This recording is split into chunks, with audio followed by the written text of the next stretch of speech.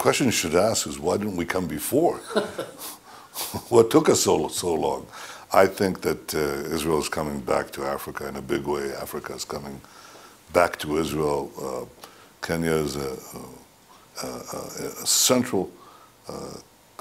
centrally important country in Africa. It has very strong relations with Israel for many, many decades.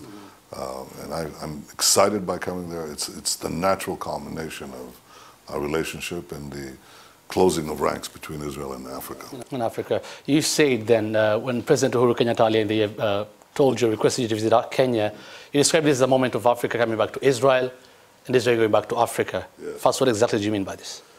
You know, Israel was present in many African countries, not only in Kenya, which was a traditional friend, but in many African countries, and it ended because of political pressures from the Arab countries. And now our relations with the Arab world has changed. Not all of it is above board, but it's clear that there's been a big change, and many Arab countries see Israel not as their enemy, but as their partner in fighting militant Islam and assuring a future of stability. And one would hope prosperity in the Middle East. Well, what is true of so many of the Arab states is certainly true of the African states. And they see Israel as a partner in development and in security. In development, I mean things from water management to agriculture, to IT, to health, to science, everything. That's on the development side. And on the security side, it's obvious, because we know we're in a great common battle. And this is true of many African states. I think it's been true of Kenya for some time. So we should have had this trip before, but it's time.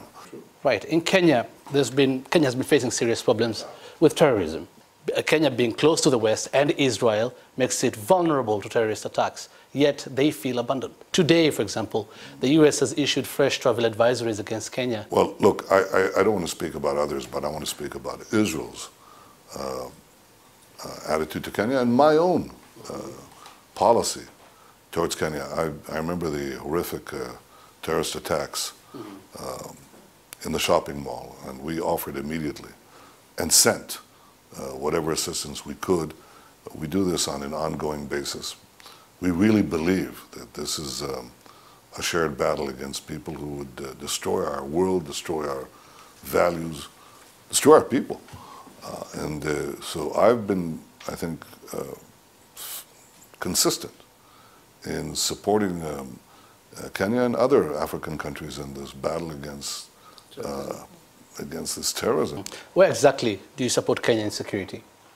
What should Kenyans be looking at?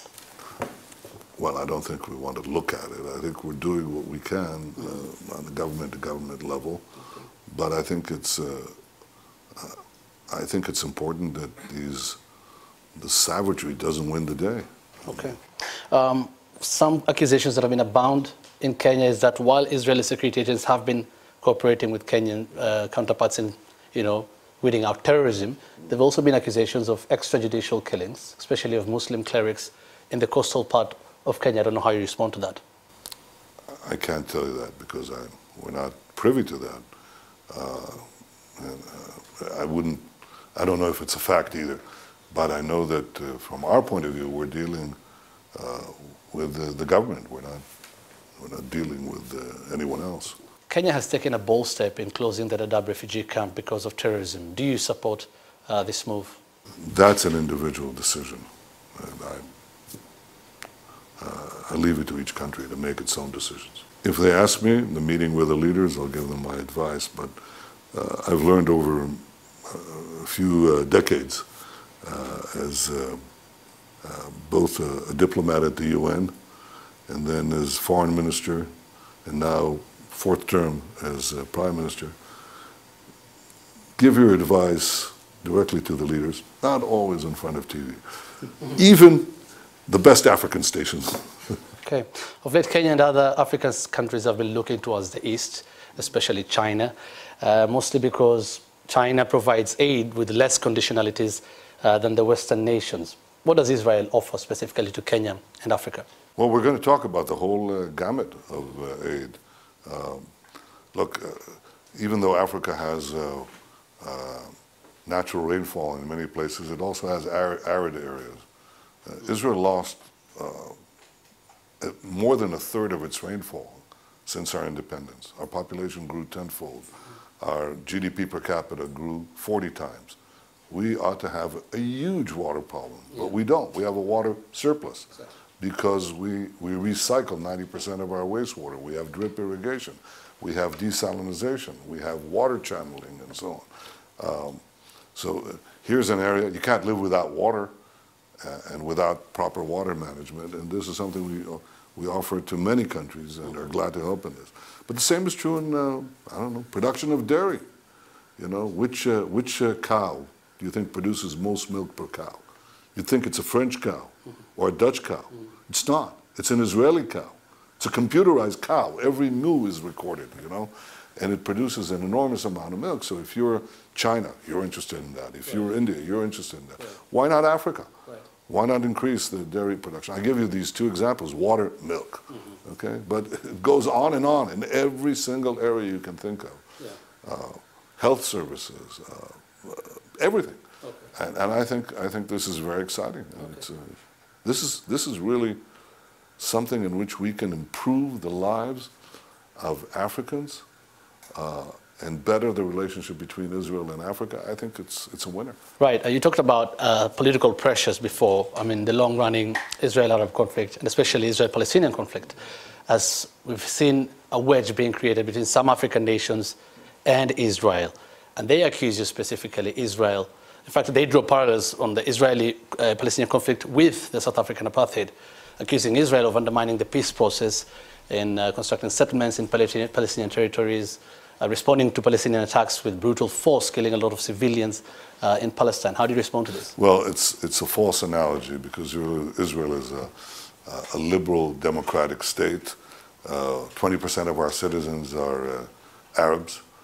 They enjoy full civic rights. They're in the parliament, they're in the government, they're in the Supreme Court, and that's an unparalleled situation in a very broad radius in the Middle East. What's been holding up peace is not Israel. What's been holding up peace is the persistent desire to do away with Israel in any border. You know, my colleague who sat here, Ehud Barak, offered the Palestinians everything they said they wanted. They walked away. Same happened with my predecessor, Olmert. They walked away. I tried to call President Abbas to sit down across a negotiating table, even without a table, without conditions, immediately.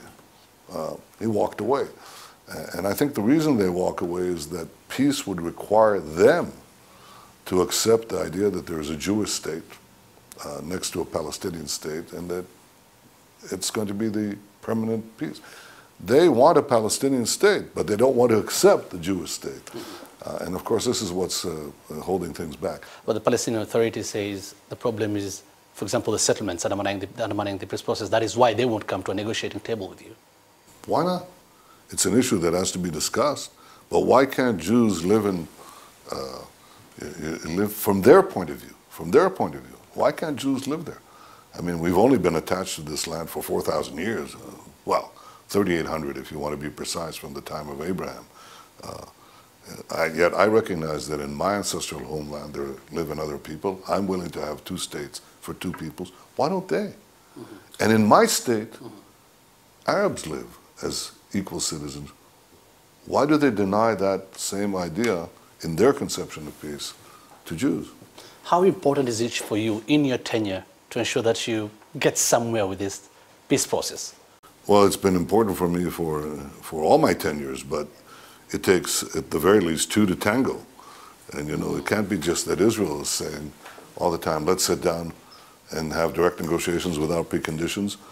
But the Palestinians says no. They run away from negotiations, and then we're accused of scuttling negotiations. It's not only unfair, it's simply untrue.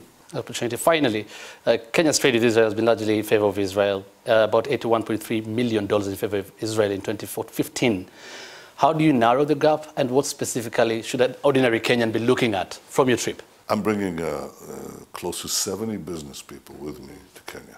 I want them to see investment opportunities in Kenya. I want them to see partnerships with Israel, both for, it's not merely export or import, it's really joint ventures.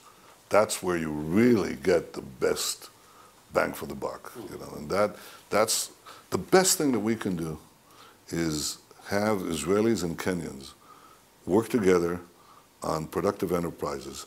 That way, the know-how that we have is passed on to our Kenyan partners. And that becomes something that is self-sustaining. For economics is not a zero-sum game. Economics, if done right, is a win-win game. And, you know, the GDP grows for everyone. And the trade grows for everyone. I'd like to see that. I put my plane loads where my mouth is. And I have to mention this, you're coming at a time when ICC, the International Criminal Court, is a big issue in Africa. Some African nations feel they should withdraw from the Rome Statute. What do you think? I think the idea behind the ICC was a good idea, but like many other international forums, it's become highly, highly politicized. And I think that is a concern that is shared by Africans and people outside Africa as well. Okay. Thank you very much, Prime Minister.